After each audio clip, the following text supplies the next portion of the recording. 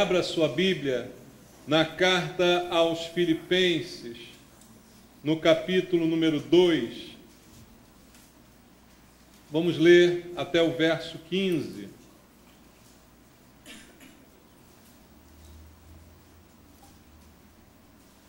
Filipenses, capítulo 2, até o versículo 15. A palavra de Deus diz: se há, pois, alguma exortação em Cristo, alguma consolação de amor, alguma comunhão do Espírito, se há entranhados afetos e misericórdias, completai a minha alegria, de modo que penseis a mesma coisa, tenhais o mesmo amor, sejais unidos de alma, tendo o mesmo sentimento. Nada façais por partidarismo ou vanglória, mas por humildade, considerando cada um os outros superiores a si mesmo. Não tenha cada um em vista o que é propriamente seu, senão também cada qual o que é dos outros. Tende em vós o mesmo sentimento que houve também em Cristo Jesus, pois ele, subsistindo em forma de Deus, não julgou como usurpação o ser igual a Deus. Antes, a si mesmo se esvaziou, assumindo a forma de servo, tornando-se em semelhança de homens e reconhecido em figura humana. A si mesmo se humilhou, tornando-se obediente até a morte e morte de cruz. Pelo que também Deus o exaltou sobremaneira e lhe deu um nome que está acima de todo nome, para que ao nome de Jesus se dobre todo o joelho, nos céus, na terra e debaixo da terra, e toda língua confesse que Jesus Cristo é o Senhor, para a glória de Deus Pai. Assim, pois, amados meus, como sempre obedecestes, não só na minha presença, porém muito mais agora na minha ausência, desenvolvei a vossa salvação com temor e tremor, porque Deus é quem efetua em vós tanto o querer como o realizar, segundo a sua boa vontade. Fazei tudo sem murmurações nem contendas, para que vos torneis irrepreensíveis e sinceros, filho de Deus, inculpáveis no meio de uma geração pervertida e corrupta, na qual resplandeceis como luzeiros no mundo. Amém. Obrigado, Pai, pela palavra que o Senhor deixou para nós registrada, trazendo ensinamento, trazendo tudo aquilo que precisamos aprender, ouvir, encontramos na Tua palavra.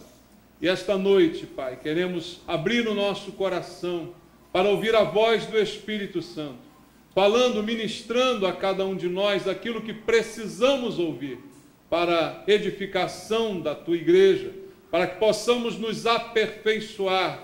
A Tua palavra tem o poder de nos dirigir, de melhorar a nossa vida quando a colocamos em prática, quando não somos apenas ouvintes, mas sim praticantes da Tua palavra. E é isto que queremos ser, mas pedimos ao Senhor que fale conosco. Fale através do Espírito Santo, porque não estamos aqui para ouvir homens com doutrinas e filosofias. Queremos ouvir a voz do Espírito de Deus, falando ao nosso coração. Usa a minha vida, Pai, como um instrumento do Senhor. É o que eu te peço em nome de Jesus. Amém. Amém, amados. A palavra do Senhor veio através do apóstolo Paulo à igreja, trazendo uma mensagem sobre a importância da unidade. Irmãos, igreja é o corpo de Cristo. Você já ouviu essa frase? É a Bíblia que afirma isto, né? Nós somos o corpo de Cristo. A igreja não é um prédio, a igreja não é um CNPJ, a igreja é um organismo vivo, o corpo de Cristo, assim define a palavra de Deus. E a maior necessidade do corpo, queridos, é a unidade do corpo. Nenhum corpo pode subsistir se não estiver unido. Quando nós fracionamos, partimos o corpo, ele tende à morte. Por isso a unidade é tão importante e tão enfatizada por Deus em diversos textos bíblicos. especialmente no Novo Testamento, quando Deus fala à igreja, porque a igreja é o corpo de Cristo.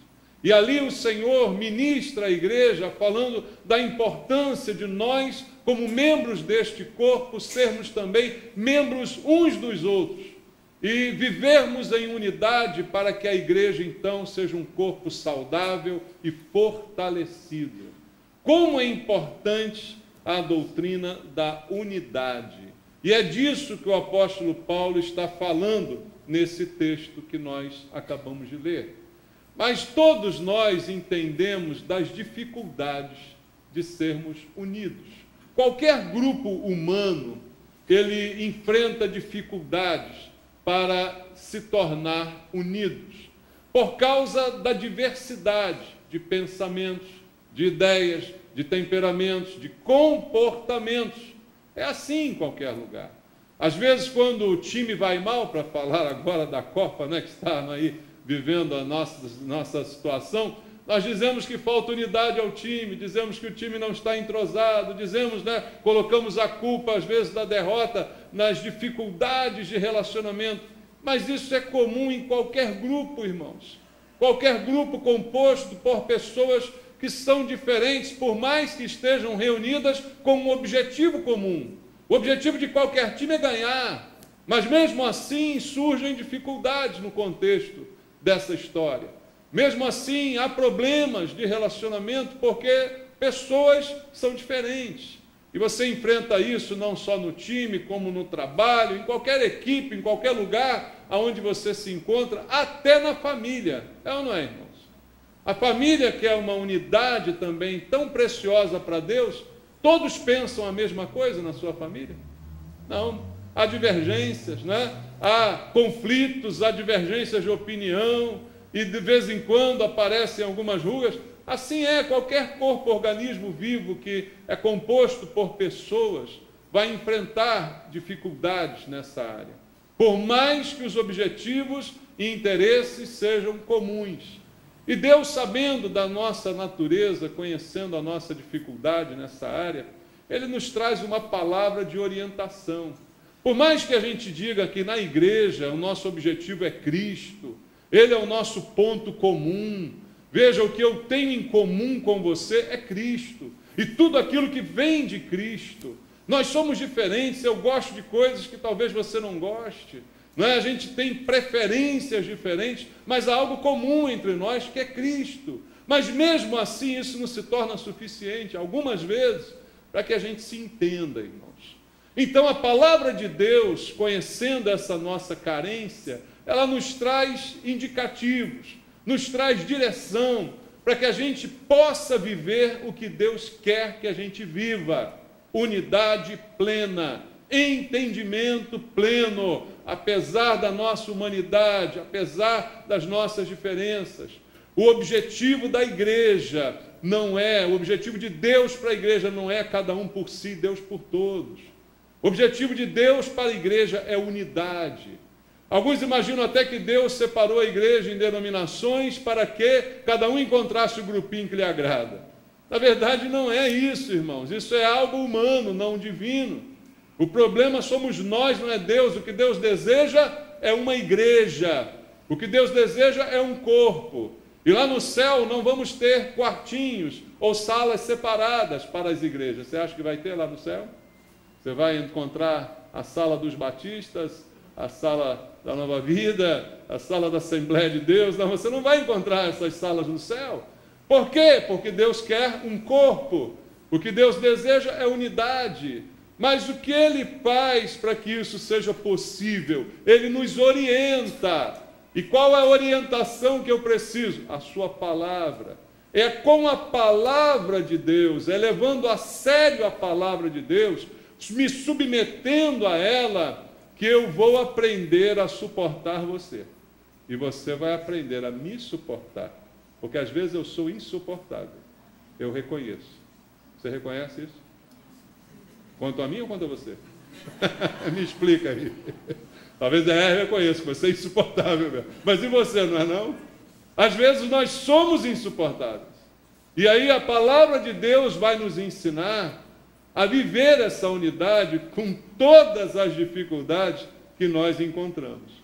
E o caminho que Paulo aponta nesse texto, e há tantos outros que eu poderia citar sobre unidade, mas o caminho principal que Paulo aponta aqui, inclusive usando o exemplo de Jesus, não sei se você percebe, o texto começa falando da igreja, no meio ele fala de Jesus e no final volta a falar da igreja. Porque ele está usando Jesus como exemplo para a unidade. E aí o que ele coloca como fundamental para que a gente consiga experimentar essa unidade desejada por Deus. Uma única coisa é colocada aqui por Paulo para que a unidade seja possível. É a palavra humildade. Não há unidade se não houver humildade. A humildade é aquilo que nos aproxima, ao ponto que a soberba é aquilo que nos afasta, inclusive de Deus. A Bíblia diz que Deus dá graça aos humildes, mas aos soberbos ele resiste. Deus resiste aos soberbos, mas aos humildes concede graça. Os humildes se aproximam, mas os soberbos se repelem e são afastados por Deus. Então, a solução de Deus para a unidade é a humildade, irmãos. E Deus espera esse comportamento de cada um de nós, porque Deus deseja a nossa unidade, como eu disse aqui para você. E não pense que é impossível haver unidade por causa das diferenças. Será possível tanto quanto mais a gente obedeça a Deus. Agora, enquanto eu não quiser obedecê-lo, aí realmente não há quem dê jeito nisso. Se nós não quisermos obedecer a palavra de Deus, não há quem possa nos unir, irmãos. Se nós não nos dispusermos a entrar em humildade para termos acordo com os nossos irmãos, não há quem possa nos aproximar. Cada vez que eu me acho melhor do que você, não há como você se aproximar de mim. Cada vez que você se acha melhor do que eu, não há como nós convivermos juntos.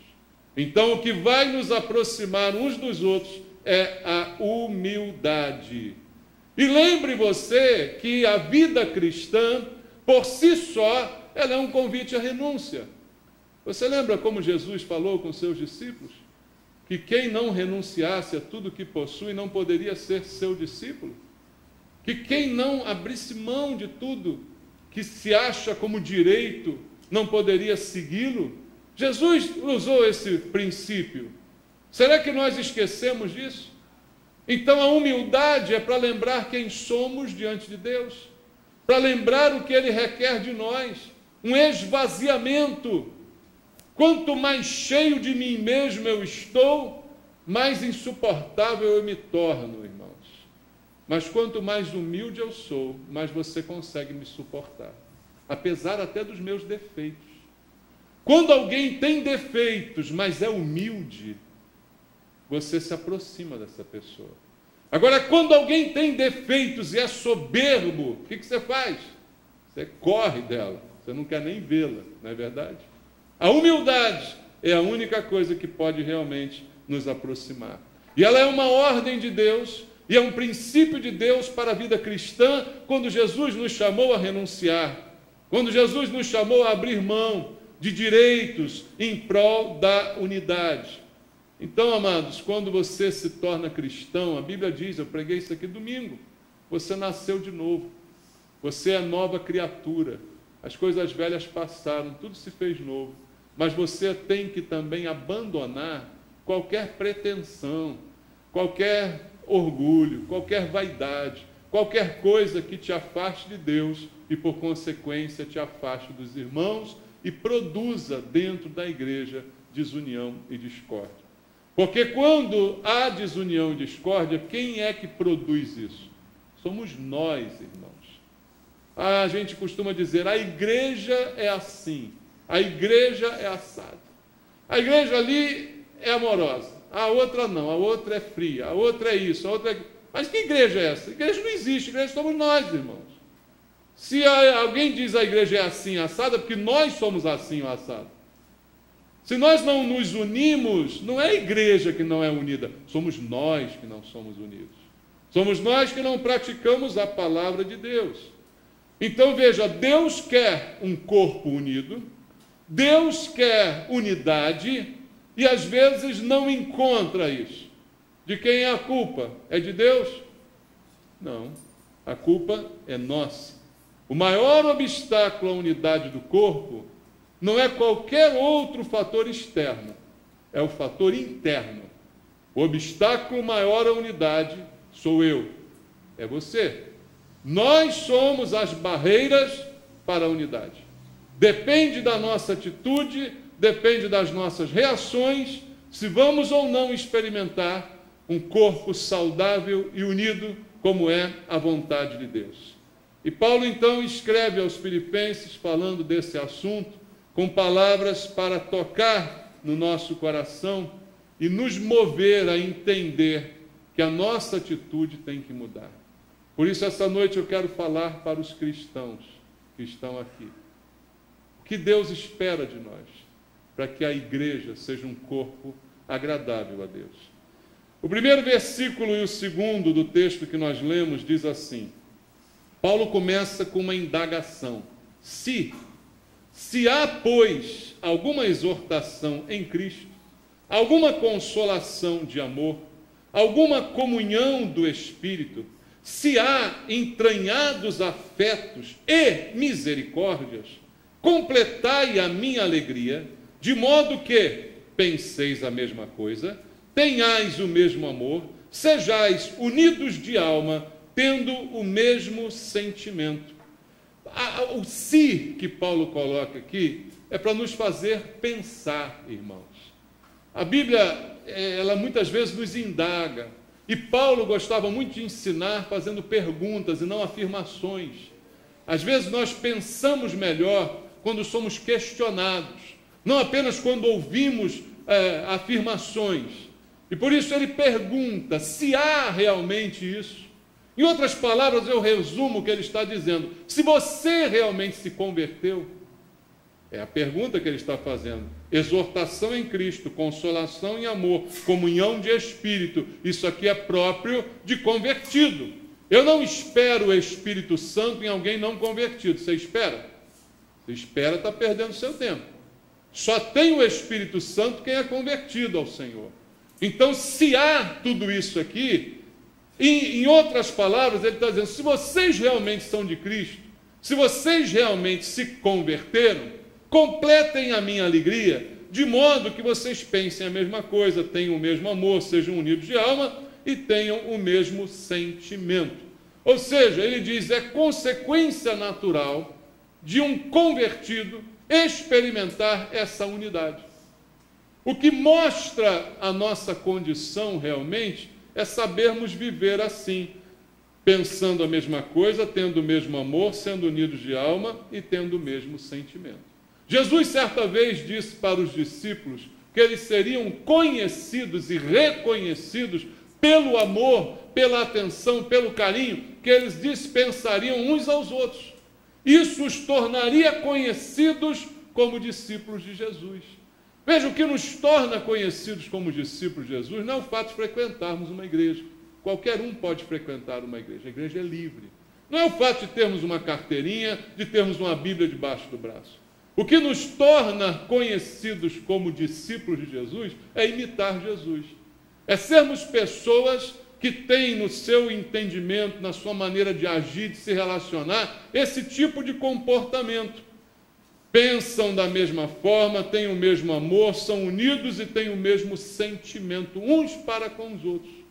Então, a primeira coisa que Paulo diz no texto é esse questionamento. Pensa um pouquinho se você é crente mesmo. Pensa um pouquinho se você é discípulo de Jesus mesmo.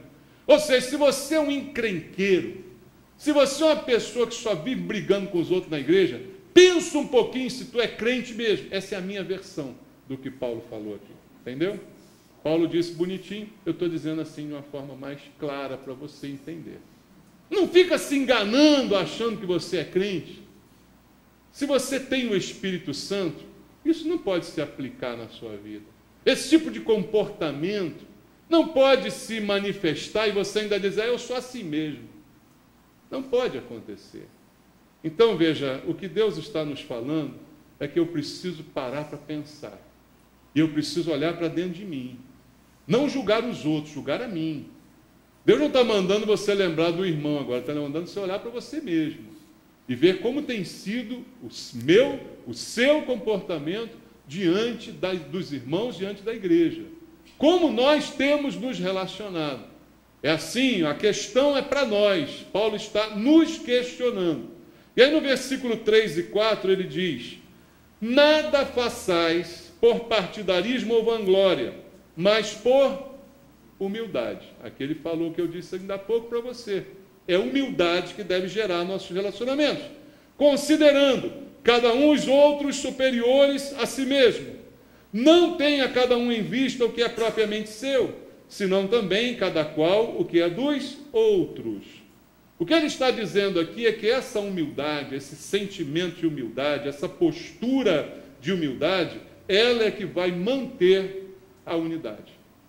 Do momento em que eu não faço as coisas por partidarismo ou por vanglória.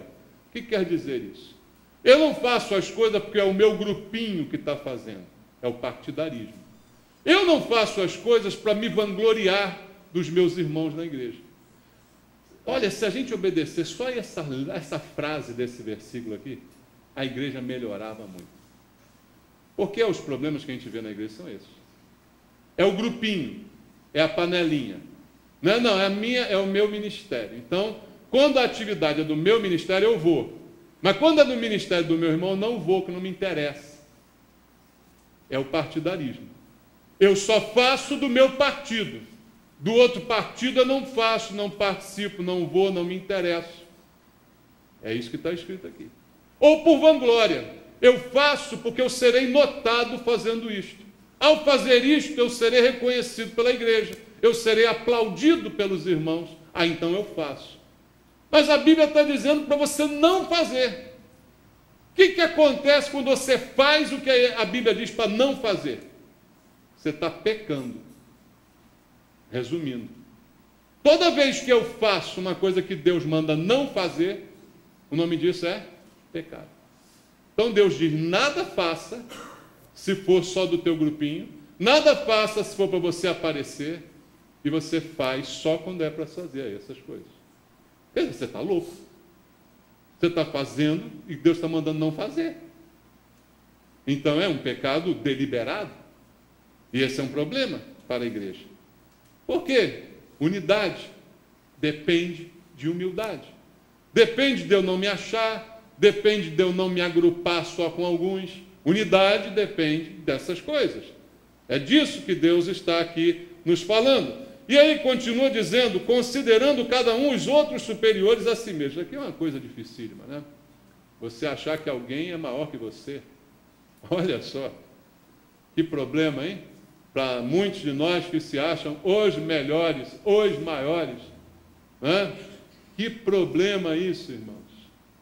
Quando nós nos achamos os tais, e a Bíblia diz para eu não me achar, pelo contrário, ela diz para eu achar o outro, e aí eu olho para o outro, não é possível, porque esse aí não é melhor que eu mesmo. Né? O que a gente faz agora?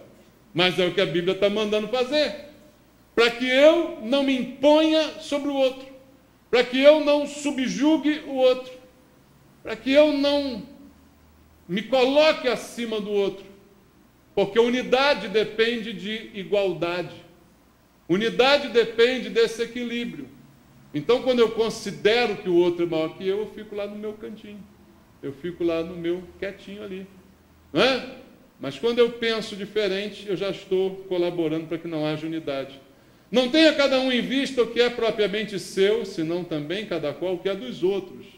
Ou seja, não pense só no que é bom para você. Unidade, eu insisto nessa questão com relação a essas coisas dos eventos da igreja. Eu meço a nossa unidade pelos eventos da igreja. Eu sou terrível, irmãos. Eu meço. Os eventos são ótimos para a gente medir a cara de pau dos irmãos. Para a gente medir a disposição de unidade. Não, isso aqui não me interessa, então eu não vou. Isso aqui não é produzido pela minha turma, então eu não participo. Isso mostra exatamente a nossa unidade. A nossa cara de pau de achar que somos unidos, quando assumimos prontamente esse tipo de comportamento. Não tenha cada um em vista o que é propriamente seu, senão também cada qual o que é dos outros. Ou seja, mesmo que eu não goste, mesmo que nada me acrescente, eu estou. Por quê? É a minha igreja. Eu estou porque é o corpo do qual eu faço parte. Mas eu não tenho nada com isso. Mas eu sou irmão, eu não quero só o que é meu, o que eu gosto, o que eu prefiro. Eu quero também ajudar, eu quero também colaborar naquilo que eu não gosto. Eu não escolho só o melhor para mim. Eu quero também comer um pouquinho do osso, não só o filé mignon.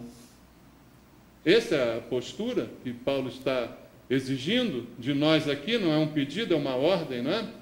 E é isso que ele está dizendo. Porque ele bate aqui contra essa natureza humana, egocêntrica, egoísta, que só pensa em si, que só quer saber dos seus próprios interesses. Aí ele coloca, não façam nada assim, mas façam por humildade. Postura de humildade que cada um de nós deve ter, para que a gente então se aproxime um do outro e não se afaste um do outro. Eu desço, eu me humilho, eu não penso no que é melhor para mim, eu não penso no meu próprio conforto. É isso que ele está querendo que a gente faça. É essa atitude que ele está cobrando de nós. E aí, se não bastasse, no versículo 5, ele diz assim, por que você tem que fazer isso? Porque o teu Senhor, chamado Jesus Cristo, foi o primeiro que ensinou isso para a gente. Foi o primeiro que assumiu esse comportamento de humildade, de não se achar melhor que ninguém, de não pensar só em si, de não puxar para a sua sardinha. O Senhor da tua vida foi o primeiro que fez isso para te dar exemplo. Aí ele diz no versículo 5, tende em vós o mesmo sentimento que houve também em quem? Em Cristo. Você percebe que o versículo 5 está ligado ao 4, e ao 3, e ao 2, e ao 1? É uma sequência do que Paulo está dizendo. Ele diz, seja humilde, tenha em você o mesmo sentimento que houve em Cristo. E é interessante que ele aqui no verso 2 diz que a gente tem que ter o mesmo sentimento. E no verso 5 ele diz que eu tenho que ter o mesmo sentimento que Cristo teve. Ou seja, eu tenho que sentir o que Cristo sente, você tem que sentir o que Cristo sente, todos nós temos que sentir como Cristo sentia. Essa é a proposta de Paulo para a unidade. Sintam o que Jesus nos deixou como exemplo. E aí ele diz, o que Jesus fez? Pois ele, versículo 6, subsistindo em forma de Deus, não julgou como usurpação o ser igual a Deus. Ou seja, em outras palavras, Jesus é Deus, a gente sabe disso. A Bíblia mostra essa doutrina, a divindade de Cristo. Mas ele não tirou vantagem da sua posição de Deus. Ele, mesmo sendo Deus, não usou esta prerrogativa enquanto foi carne e habitou entre nós. Abriu mão de um direito, de uma posição. Isso é unidade. Jesus é Deus, mas ele nasce na estrebaria. Aí quando ele cresce, ele é um menino, trabalha com o pai. Quando ele cresce um pouquinho mais, começa o seu ministério, começa a se relacionar com as pessoas, entra na casa das pessoas, come com as pessoas, senta com as pessoas, conversa com as pessoas. Não era difícil se aproximar de Jesus, só quando tinha uma multidão o cercando, mas mesmo assim é uma pessoa acessível a todo mundo. Você não precisava ligar para a secretária de Jesus para marcar um encontro com ele. Você não precisava agendar nada com Jesus, porque ele não usou o seu direito de ser Deus para se colocar numa posição superior a ninguém. Ele desceu ao nível das pessoas, graças a Deus, né, irmãos? E ele se tornou um conosco, um de nós. Você parou para pensar nisso? Deus se tornou um de nós. Olha que coisa, irmãos. E Paulo está dizendo, tem em você o mesmo sentimento que teve em Cristo. Versículo 7. Antes, ao invés de fazer isso, ele a si mesmo se o quê? Esvaziou, assumindo a forma de quê?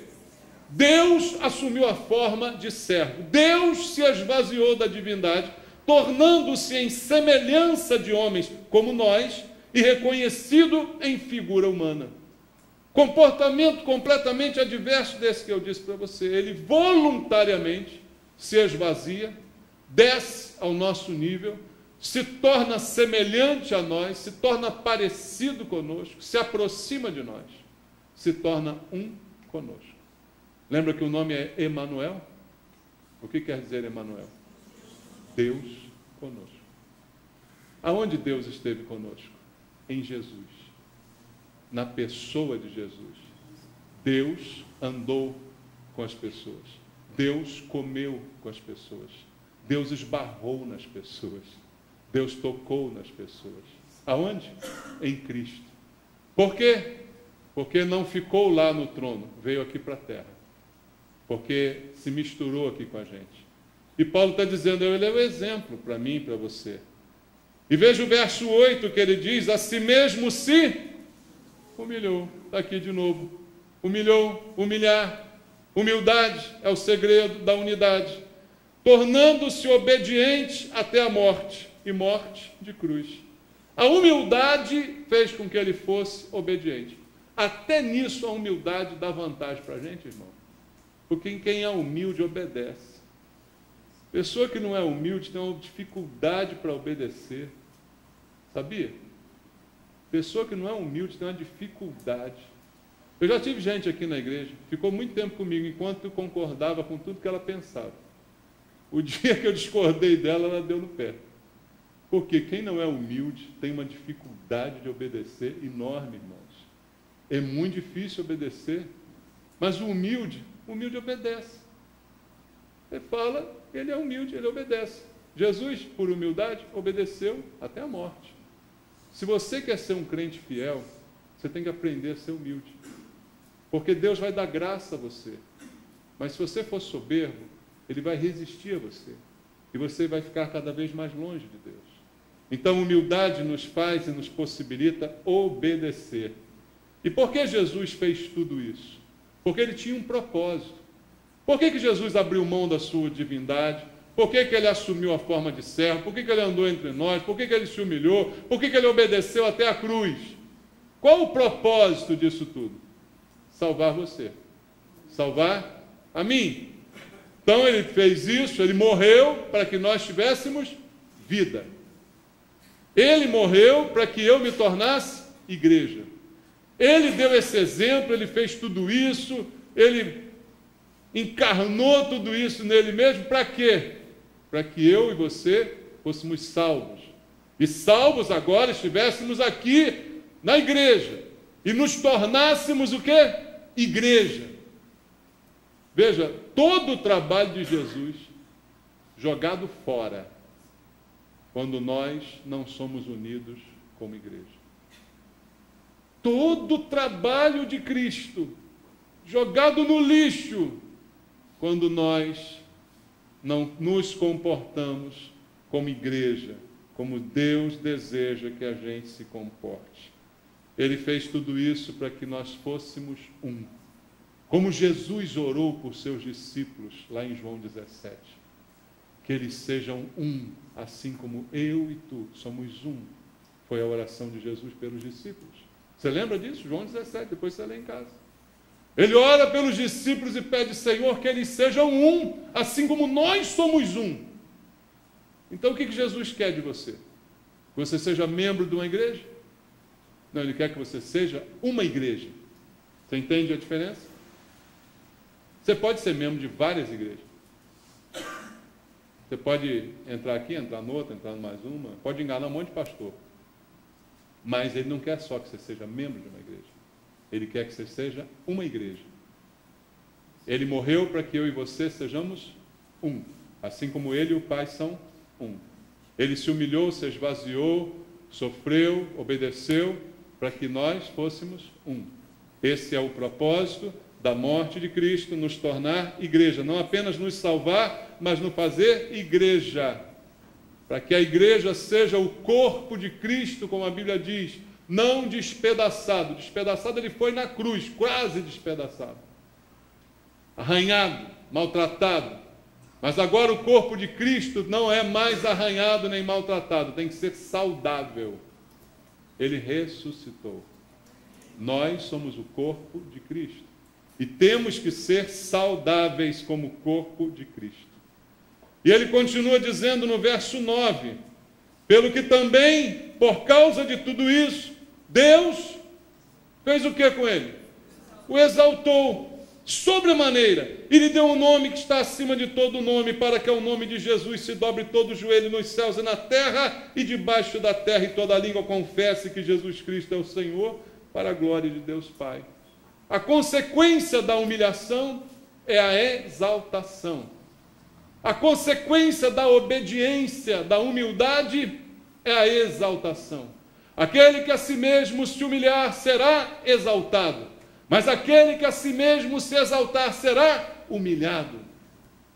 Paulo descreve tudo que Jesus fez por humildade e diz, então, por causa disso, Deus o exaltou sobremaneira. Ele deu o nome, e a pronúncia desse nome, todo joelho vai se dobrar, toda língua vai confessar que Ele é Senhor. Mas para isso, Ele primeiro se humilhou. O problema é que a gente quer chegar no sucesso, mas não quer passar na humilhação. Nós queremos chegar no topo, mas não queremos começar de baixo. Esse é o nosso problema maior, irmãos. Esse é o problema que adoece os nossos relacionamentos. Esse é o problema que faz com que haja competição no nosso meio. Nós queremos subir, mas não queremos primeiro descer.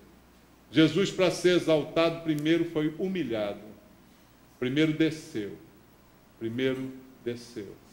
Então eu e você precisamos aprender essa lição que Deus está nos dando.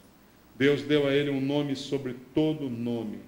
E a nós cristãos, a Bíblia diz que Deus nos deu um nome escrito no livro da vida. Sabia disso? Você recebeu um nome. Lá em Apocalipse, numa das cartas, Jesus diz que o vencedor tem um nome que ninguém conhece, só Deus conhece. Porque foi um nome que Deus escreveu lá no livro da vida.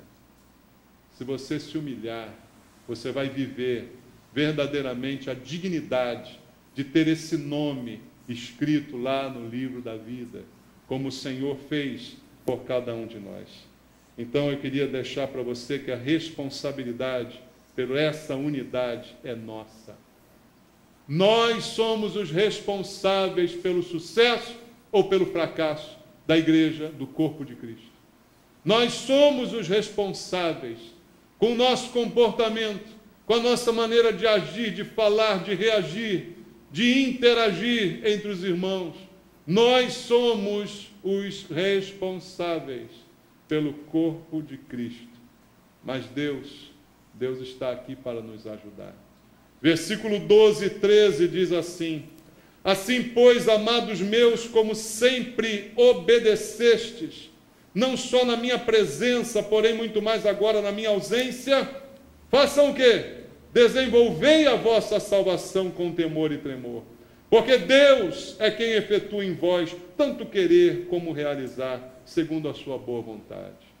A bênção é que Paulo diz, olha, vocês precisam ser unidos, vocês precisam ser humildes para que o corpo seja um, vocês precisam disso. Mas Deus é quem efetua o querer e o realizar. Ele diz, vocês têm toda a responsabilidade, mas Deus está por trás para ajudar vocês. Deus está aí para mover o coração de vocês, para que quando nós fazemos coisas boas, foi Deus que fez através de nós. É Ele quem efetua. A Bíblia diz que é Ele que faz, eu não faço coisa nenhuma. Ele é que efetua em nós tanto o querer fazer como o realizar, segundo a sua vontade. É Deus que me dá vontade de querer e é Deus que me dá capacidade de fazer. Você está entendendo isso? Eu espero que Deus te dê vontade essa noite. Vontade de você querer fazer. Vontade de você querer se humilhar. vontade de querer você querer abrir mão em prol do outro. Vontade de você querer desistir de ter razão para encerrar uma discussão. Vontade de você querer se humilhar em prol da unidade do corpo, para não escandalizar ninguém. Que Deus nos dê essa vontade, porque é Ele quem executa estas coisas. E para terminar, versículo 14 e 15, Paulo diz: fazei tudo, sem murmurações nem contendas, para que vos torneis irrepreensíveis e sinceros, filhos de Deus, inculpáveis, no meio de uma geração pervertida e corrupta, na qual resplandeceis como luzeiros no mundo. Paulo diz: vocês já vivem no meio da selva, irmãos. Vocês já vivem no meio de um povo doido. Vocês já vivem no meio de gente cheia de problema. Nesse mundo aí está tudo conturbado. É uma geração pervertida, corrupta. Você não pode trazer essa perversão, essa corrupção para dentro da igreja. Não podemos trazer isso aqui para dentro. Nós temos que viver de forma diferente. Nós temos que nos tornar irrepreensíveis, sinceros, filhos de Deus inculpáveis, ou seja, pessoas que ninguém possa atribuir culpa, que ninguém possa nos culpar de nada. É o que ele está dizendo aqui para nós, irmãos. No meio de uma geração pervertida e corrupta, nós vamos resplandecer, nós vamos nos destacar. Mas que destaque é esse? Alguns crentes querem se destacar por dinheiro. Não, olha só o dinheiro que eu tenho, foi Deus que me deu. O que te destaca no meio da geração corrupta não é dinheiro, porque tem muita gente que não tem Deus aí, que é cheio de dinheiro. Tem mais dinheiro de quem tem Deus. Aliás, as maiores riquezas estão na mão de ímpios e não de crentes, para você saber. Então o que nos destaca não é nada que a gente tenha, mas o que nos destaca no meio de uma geração corrupta, para que nós possamos resplandecer como luzeiros, é o nosso comportamento, é a nossa atitude, é a nossa vida inculpável, fazendo, como ele diz aqui, tudo sem murmuração, sem contenda, nos tornando irrepreensíveis e sinceros, filhos de Deus. Paulo diz: sabe o que você precisa ser? Você precisa ser filho de Deus. Você precisa parar de ser filho do diabo. E tem uns irmãozinhos na igreja que parecem filho do diabo. Tem ou não tem? Que gosta de provocar uma briga, né, irmão? Eu não sei se é de Deus, não. Porque se for filho de Deus, é assim como é. É na humildade, é na paz. Bem-aventurados os pacificadores, diz a Bíblia, porque serão chamados filhos de Deus. Você entendeu isso? Glória, glória ao Senhor nosso Deus. Vamos louvar ao Senhor.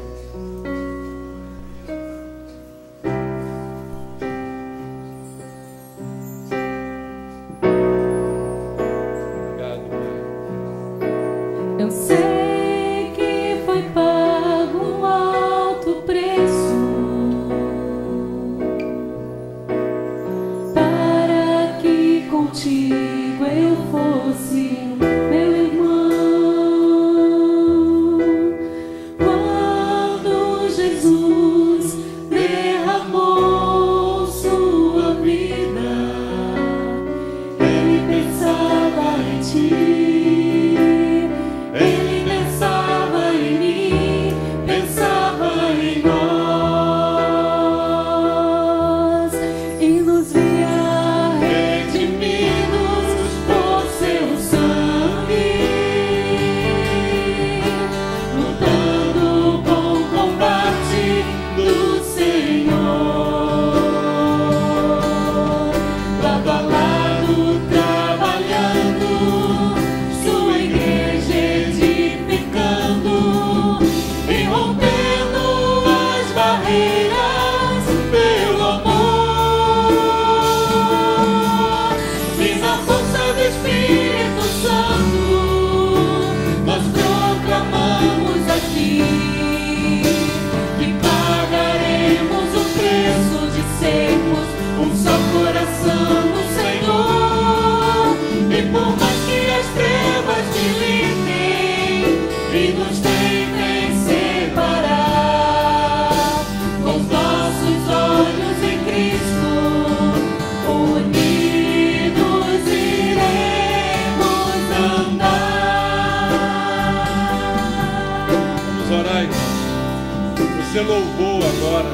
comigo.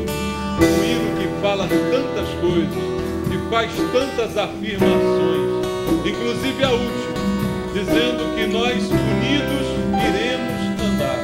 Nós afirmamos isso aqui. Vamos honrar essa palavra? Vamos. Nós vamos participar da ceia daqui a pouco. Vamos honrar a palavra que nós louvamos, que nós proferimos. Vamos nos esforçar pela unidade do corpo de Cristo. Vamos, no que depender de nós, abrir mão, nos humilhar, para que haja unidade, para que nós sejamos como Deus deseja que a gente seja. Não como eu prefiro, mas como Deus quer. Nem tudo deve ser como eu prefiro, mas tudo precisa ser como Deus quer. Vamos pedir isso a Deus. Pai, eu quero te pedir esta noite, pela unidade da igreja, Pai. Como disse a tua palavra, é o Senhor que efetua em nós tanto querer quanto realizar. Coloca no coração dos meus irmãos nesta noite o querer, a vontade de ser unidos, a vontade de quebrar barreiras, de tirar diferenças, de abrir mão de prerrogativas, de direitos, de interesses próprios. Coloque em nós esse querer, Senhor, para que nós possamos seguir o teu exemplo. Como Paulo nos disse, tende em vós o mesmo sentimento que houve em Cristo. Pai, eu quero sentir como o Senhor sente.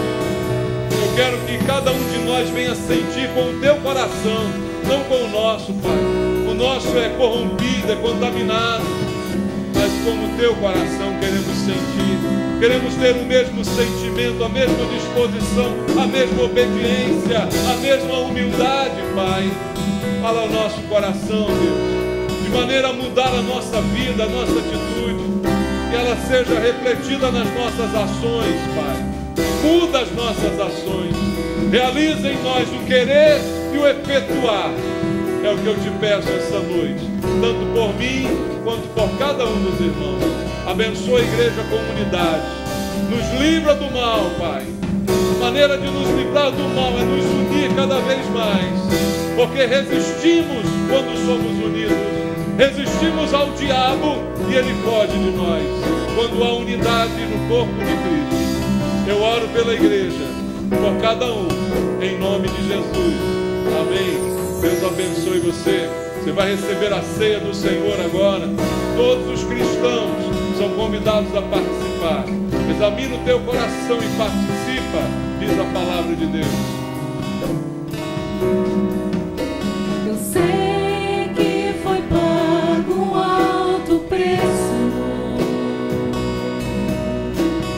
para que contigo eu fosse o meu irmão.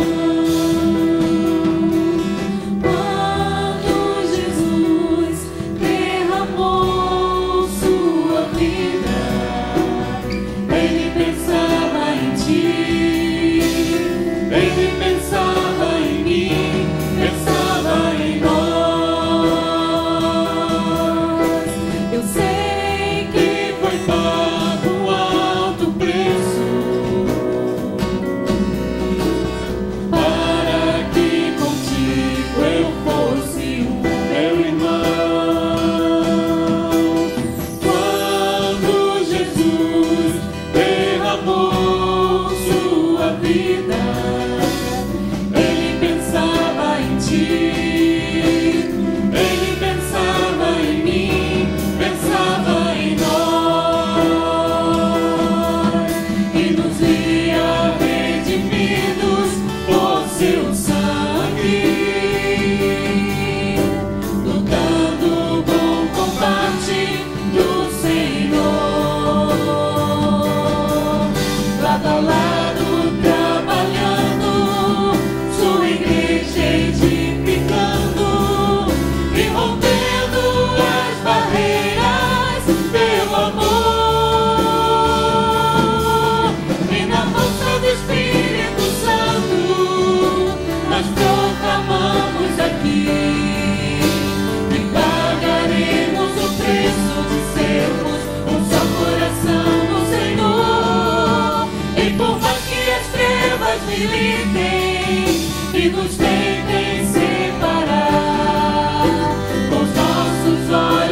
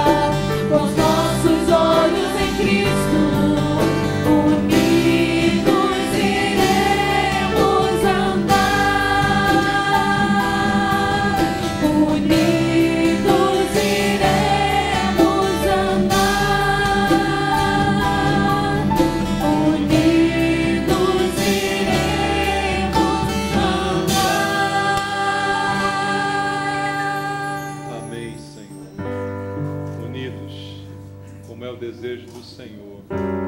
O alto preço foi pago, se esvaziou, se humilhou, foi obediente até a morte, morte de cruz, para que nós fôssemos um, assim como Ele e o Pai são um. E aqui estamos nós para celebrar a ceia do Senhor. O pão e o cálice, representando o seu corpo, o seu sangue, seu sofrimento, sua morte, tudo por nós. O alto preço que cantamos aqui está em nossas mãos. Foi preço de carne e sangue. É esse o preço que foi pago. E foi pago por nós. A palavra de Deus diz: porque eu recebi do Senhor o que também vos entreguei. Que o Senhor Jesus, na noite em que foi traído, tomou o pão e, tendo dado graças, o partiu e disse: isto é o meu corpo que é dado por vós. Fazei isto em memória de mim. Por semelhante modo, depois de haver ceado, tomou também o cálice, dizendo: este cálice é a nova aliança no meu sangue. Fazei isto todas as vezes que o beberdes em memória de mim. Porque todas as vezes que comerdes este pão e beberdes o cálice, anunciais a morte do Senhor até que Ele venha. Por isso, aquele que comer o pão ou beber o cálice do Senhor indignamente, será réu do corpo e do sangue do Senhor. Examine-se, pois, o homem a si mesmo, e assim coma do pão e beba do cálice. Pois quem come e bebe sem discernir o corpo, come e bebe juízo para si. A Bíblia diz: examine-se, pois, o homem a si mesmo. Aquele que comer ou beber indignamente será réu, diz a palavra do Senhor. É hora de abrir o nosso coração diante do Senhor, que tudo vê, tudo sabe a nosso respeito. Não há nada que possamos dizer para Ele que Ele não saiba ainda, mas quer ouvir de nós a confissão, a declaração, o arrependimento, para que possamos ser limpos para participar deste corpo e deste sangue vertido por nós para a nossa purificação, para a nossa unidade. A Bíblia diz que vamos participar do cálice da nova aliança. A aliança pressupõe unidade, união. A aliança pressupõe compromisso. Se participamos da ceia, estamos dizendo: Jesus, temos um compromisso contigo. Estamos em aliança contigo. Mas se há mais irmãos aqui nesta mesma aliança, isto significa que eu tenho uma aliança com eles também. Não há como ter uma contigo e não ter com eles. Não há essa possibilidade, Senhor. Por isso estamos assumindo um compromisso quando participamos da ceia. Estamos dizendo: seremos unidos, estaremos em aliança uns com os outros. Pai, abençoa o pão que partimos. Que ele seja o símbolo da nossa comunhão, da nossa unidade. Somos o corpo de Cristo. A palavra disse que não podemos participar sem discernir o corpo. Corpo de Cristo, igreja, somos nós. E cada um de nós tem o discernimento de que somos corpo, para que possamos participar. Oramos por isso, em nome de Jesus. Amém. Participemos do pão.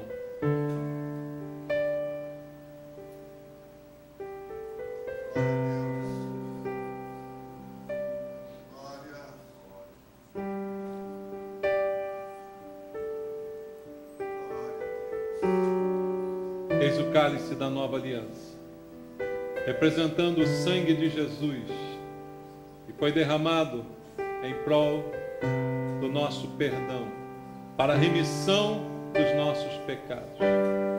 Pai querido, perdoa as nossas falhas, aquelas que ainda cometemos no nosso dia a dia. Embora não vivamos mais na prática do pecado, o pecado ainda nos assedia. Perdoa-nos, Deus, quando damos vazão, quando damos lugar ao diabo.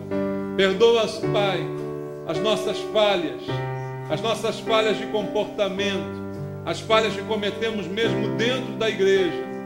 As falhas contra a unidade do corpo, perdoa-nos, Senhor, para que possamos participar desse cálice dignamente. Tem misericórdia de nós. É o que te pedimos, em nome de Jesus. Amém. Participemos do cálice. Glória a Deus. Obrigado. E na força do Espírito Santo, nós proclamamos aqui que pagaremos o preço de sermos um só coração no Senhor. E por mais que as trevas militem e nos tentem separar, com os nossos olhos em Cristo, unidos iremos andar.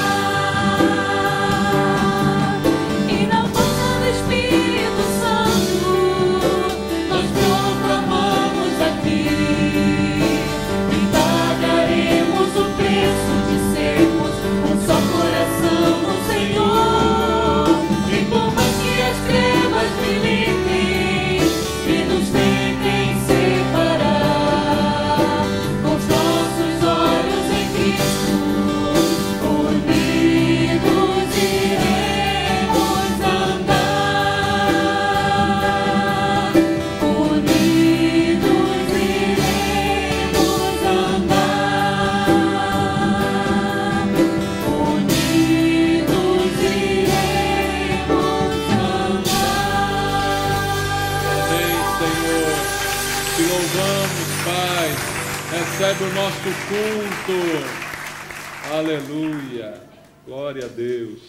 Que a nossa vida agrade ao Senhor, irmãos. O nosso comportamento, dentro e fora da casa de Deus, agrade ao Senhor. Amém? Busque a Deus em todo o tempo.